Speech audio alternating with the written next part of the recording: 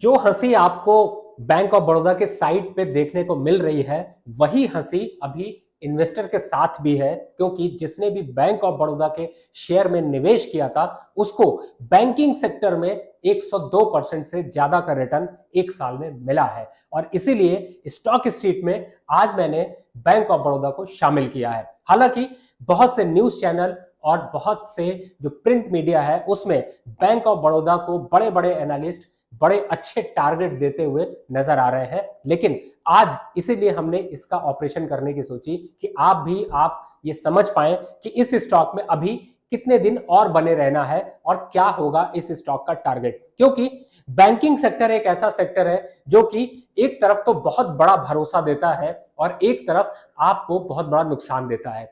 भरोसे की बात करें तो आपको bank of Baroda, federal bank, SBI का भरोसा देखने को मिलता है, लेकिन जब भरोसे के जाने की बात की जाए तो पीएनबी, यस बैंक जैसे शेयर भी याद आते हैं। और आज स्टॉक स्ट्रीट में मैंने बैंक ऑफ बड़ौदा के फंडामेंटल भी यहां पर डिस्कस करने की सोची है। फिलहाल आइए चलते हैं और ओवरव्यू को पहले समझते हैं।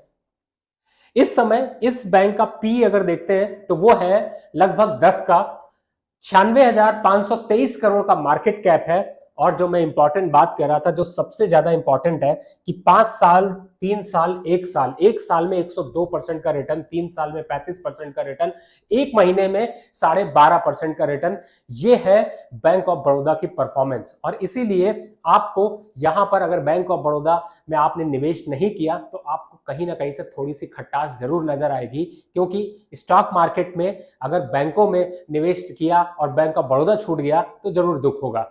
फिलहाल इस स्टॉक के यहां पर फाइनेंशियल्स को अगर समझते हैं तो आप देख पाएंगे कि ये एक ऐसा स्टॉक रहा जिसने कि अपने क्वार्टर ऑन क्वार्टर प्रॉफिट को लगभग स्टेबल और इंक्रीज किया है। और सबसे इंपॉर्टेंट सितंबर में देखते हैं तो 75% का पैट ग्रोथ यहां पर देखने को मिल रहा है। और सेल्स के नंबर्स पे यानी कि टोटल इनकम की भी बात की जाए तो वो भी 26,320 करोड़ रुपए देखने को मिली, यानी कि दमदार सेल्स भी रही, परफॉर्मेंस भी रही। हालांकि एनपीए को देखा जाए तो इन्होंने एनपीए पे भी थोड़ी सी कमी देखने को मिली और एनपीए का जो रेशियो रहा वो काफी हद तक कम होता हुआ नजर आया। दूसरी तरफ है नेट प्रॉफिट मार्जिन भी यहां पर कंपनी का बढ़ा है, जिसे कि देखकर लोग निवेश करते हैं। अब इसको अगर हम चार्ट में समझें और डेली चार्ट पे आप देखेंगे तो आपको एक लंबी यहां पर जो है वो कैंडल दिखाई देगी। अगर सिंगल कैंडल भी देखें तो आपको कहीं से भी ये स्टॉक वीक नजर नहीं आएगा। और इस समय ये स्टॉक 188 और 200 के पास पहुंच चुका है। जो स्टॉक जुलाई के महीने में 80 रुपए और 100 रुपए के बीच में था, उस स्टॉक ने इतना बड़ा जंप यहां पर दिखाया है। फिलहाल अगर इस मोमेंटम को देखते हैं, फंडामेंटल नंबर को एनालाइज करते हैं तो इसमें दमखम तो और बचा है और इसी दमखम को हम यहां पर समझते हैं। पहले इसको वीकली चार्ट पे देखते हैं क्योंकि उससे आपको क्लियर कट अंदाजा लगेगा।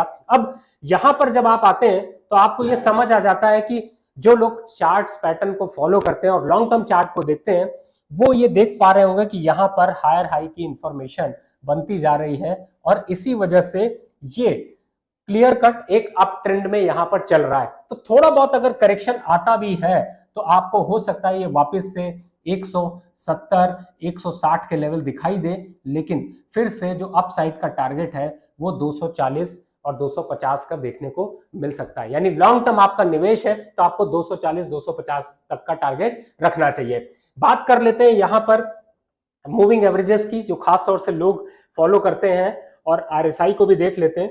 तो वो आपको अगर आप वीकली चार्ट देखते हैं तो आपको पूरा कॉन्फिडेंस देता है, क्योंकि long term moving average 200 day DMI देखते हैं तो उसकी वैल्यू भी काफी नीचे है, 90 के पास है। और एक अच्छा पैटर्न यहां पर दिखाई दे रहा है मूविंग एवरेज में, जो अपवर्ड ट्रेंड को फॉलो कर रहा है। मैं वीकली चार्ट की बात कर रहा हूं, इसलिए आपको जो आपकी स्ट्रैटेजी है वो कम से कम 6 महीने, 8 महीने और 1 साल की लेनी यहां पर पड़ेगी। जैसे ही आप इस चार्ट को आप डेली में कन्वर्ट करते हैं तो आपको एक क्लासिकल पैटर्न यहां पर साफ साफ दिखाई दे रहा है कि जो शॉर्टर मूविंग एवरेज है, लॉन्गर मूविंग एवरेज है, उनके बीच का कन्वर्जेंस काफी अच्छा है और वो एक स्ट्रॉन्ग अप ट्रेंड की तरफ मूव कर रहे हैं। तो थोड़ा सा स्टॉक अगर करेक्ट होता है तो नए इन्वेस्टर के लिए एंट्री का मौका, और अगर लॉन्ग टर्म निवेश के लिए रखा है तो 240 और 250 का लक्ष्य लेकर चलिए।